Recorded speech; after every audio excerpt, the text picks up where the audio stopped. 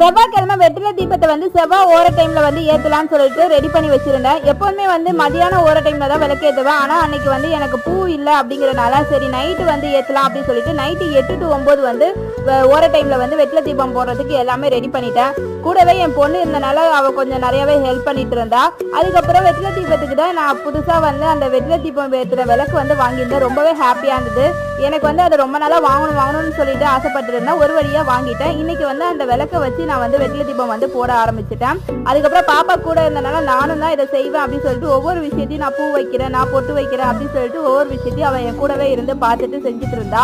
சரி சின்ன வயசுல சில குழந்தைங்க வந்து இதெல்லாம் செய்ய ஆர்வப்பட்டா அதை நம்ம வந்து என்கரேஜ் பண்ண சொல்லிட்டு உனக்கு எது விருப்பம் இருக்கோ அதை செய் பாப்பா அப்படின்னு சொல்லிட்டு சாமிக்கு வந்து பூவெல்லாம் போட்டு அர்ச்சனைலாம் பண்ணிட்டு சாமி ஸ்லோகம்லாம் சொல்லி நல்லபடியாக சாமி கும்பிட்டேன். வெற்றிலை தீபம் வந்து நமக்கு ஒரு விஷயத்துல வந்து வெற்றி வேணும்னா அதுக்காக நம்ம வந்து ஏற்றுவோம். நல்லபடியாக வெற்றிலை தீபம் ஏற்றிட்டேன். நெக்ஸ்ட் வீடியோவில் பார்க்கலாம்.